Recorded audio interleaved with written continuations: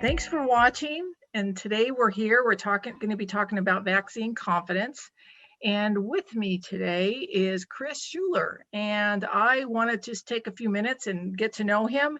And I know, Chris, you've been talking about doing health and social issues related projects for the past 25 years. I know you've won like over 24 Emmys, and you have other national and international awards. And now you're working on vaccine confidence. So what other projects of their previous projects kind of got you to this place right now?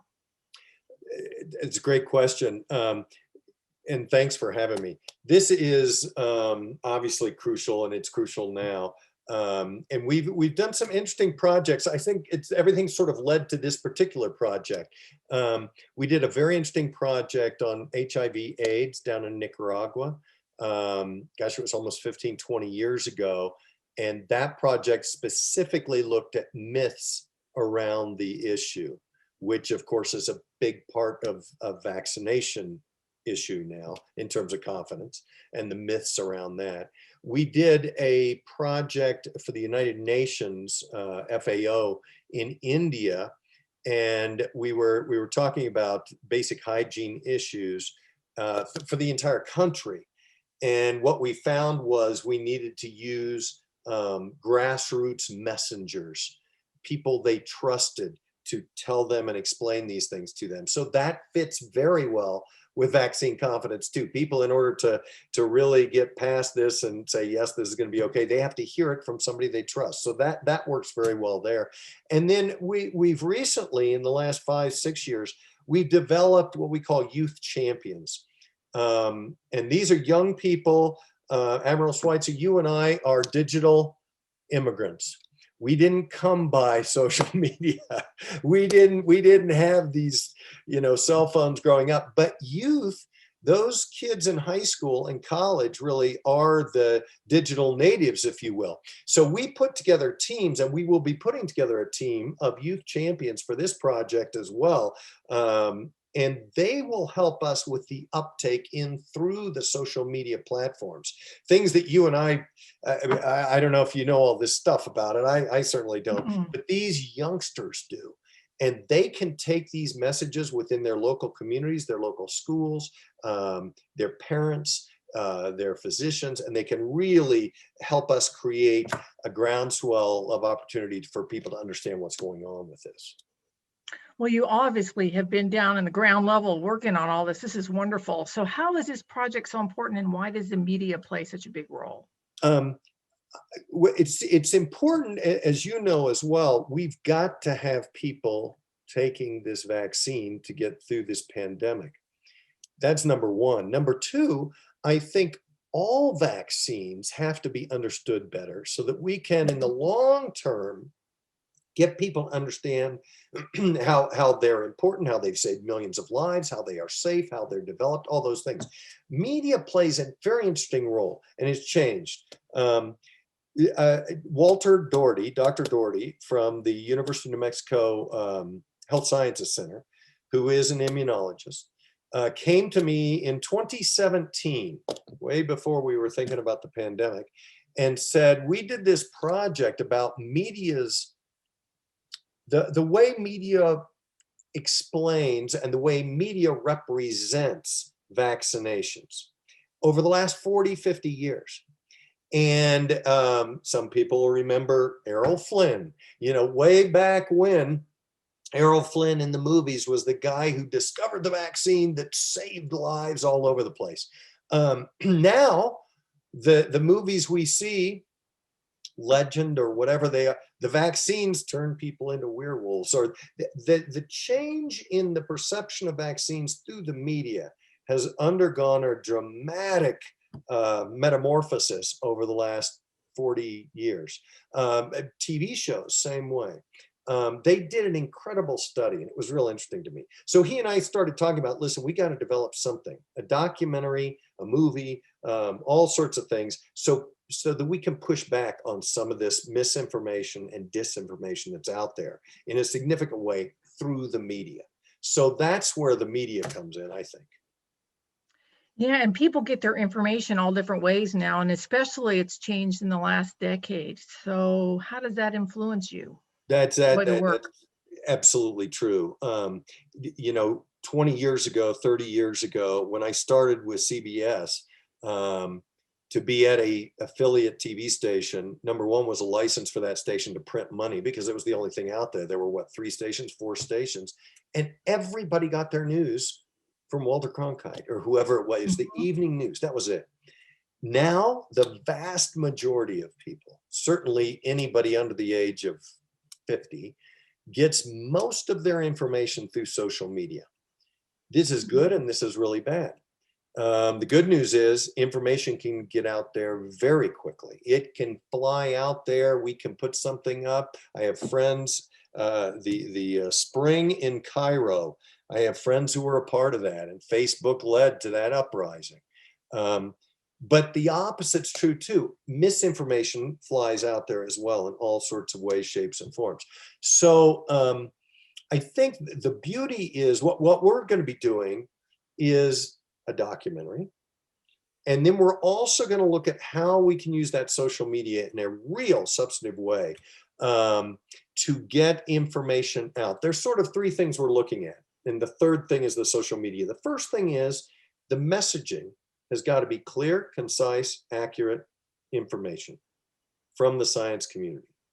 2, the messenger who carries this information has got to be someone who is trusted in that given audience. And that depends where you are in the country. It depends on which part of the community you live in. It depends on what your background is, your ethnicity. All those things come into play when you look at the trusted messenger.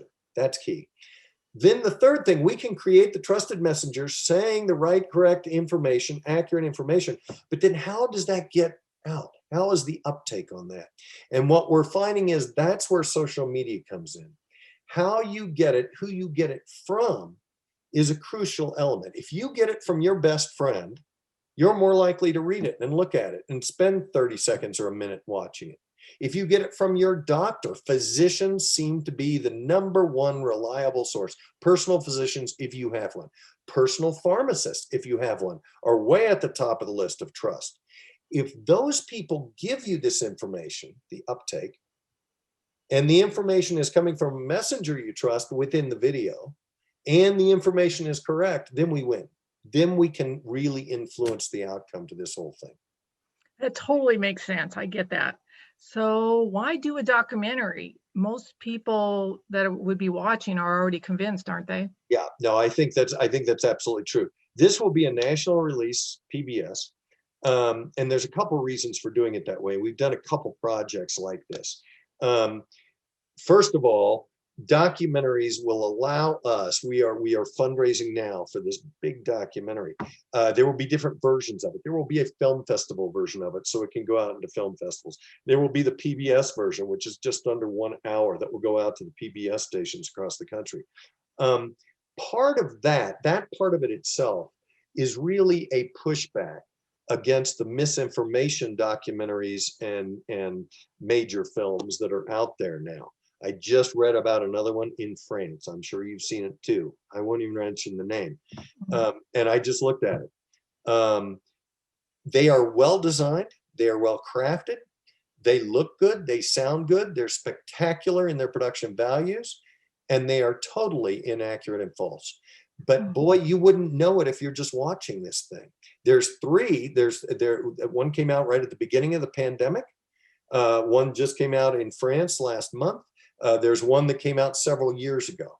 We want a pushback film for that, and that's what this will be. This will have accurate, honest, straightforward, scientific information, and it will be true. So there's that part of it. The other part of it that I mentioned earlier is that social media needs to take off with this. We really need to push that. So we are making partnerships across the board with pediatrician groups, with pharmacy groups, with nurses groups, with hospital groups, doctors groups of all kinds, family practitioners, to get this information out. The youth champions will help with this as well. But the documentary, when we create that, and we're very cognizant of the finances because it's always, it's always a financial issue. We're going to create this really incredible piece. Then we can pull out and lift out small pieces that are really highly produced. If you were to highly produce a 30-second television commercial, depending on what it looks like, you're looking at $150,000, $200,000 for a 30-second spot. Well, if we produce this documentary, then we lift the things out.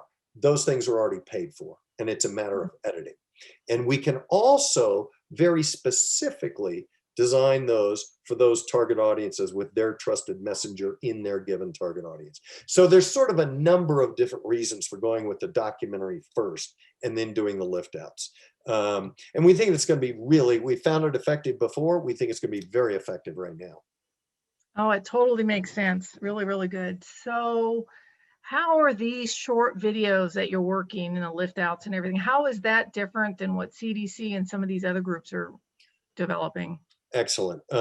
They are developing wonderful materials. We've met with the CDC communications team. We've met with the Biden-Harris transition team, and when people see this, the administration will be in place. These people are doing great work, and they're doing national campaigns, and they're getting out accurate information, which is perfect. I think what we're going to be doing that is slightly different, and I think much needed, is, again, we go back to those target audiences. When we look at Native Americans in Alaska, they need a different messenger saying exactly what they need to hear in terms of the scientific truth, and the uptake has to be through their trusted sources as well. If we look at New Orleans, it's different. You look at Ohio, you look at New York City, you look at the Navajo reservation, where we have great relationships, those governors of the Pueblos throughout the country. We are going to make sure that these people, the trusted messengers, are in this program and are useful at the regional, local level. Well, I know this is going to be a successful project. Wow, this is huge. And you've really thought this through. You've probably been working on this for a while now. But anyway, how do we get involved? How do people get involved? Good. Well, first of all, I have to thank you, because I know you've been involved from the beginning and have been a great advisor and mentor to our team. So if people are interested in doing something locally, which is what we're recommending, or regionally in their state, there's going to be two emails that we're putting up on the screen here. One is my direct email, chris@christopherproductions.org. Shreya from STC Health is really helping us in terms of organizing everything, and she's a wonderful person to go through. She will get it right to me and to our team and to the right people, so that we can put things together at the regional, local level. And if you're interested in that, we would love to have you on board. I've mentioned there's sort of three different ways people can be involved. One is we need underwriters, sponsors. We need that financial support, and even just little chunks, $5, $10, $20, $30,000 builds up very quickly. And we're really close to having the coverage that we need to do exactly what we need to do. Also, and there's also a way to just regionally be involved. If, say, in Ohio, we're working with a team there, and they will pay just for their region. We're going to take the national piece and we're going to change it for the local region. So if you watch the program that airs in New Mexico, it's going to look different than the program that airs in Ohio. Well, that costs. We've got to fly in, do some edit, interview people there, replace interviews, all those things. So it's locally produced and looks locally produced and has the local messengers. So you can help with that underwriting. The other thing is we're looking for experts. We're looking for stories. And the third thing is we're looking for partners to help in distribution. How do we get this out? Can you put little elements on your website? Can you, in your pediatrician's office, are you worried about how vaccines work in the body? Click here. Here's a 1-minute, 30-second piece that's been developed specifically for us. So those are ways so underwriting, experts and stories, and uptake or distribution are three ways people can get involved. Well, it's been great. Thank you so much, Chris. It's really been good having you here today. So thank you for sharing all that. And we're excited about this being part of this project. It all launches in July. Stay on the lookout. Get involved.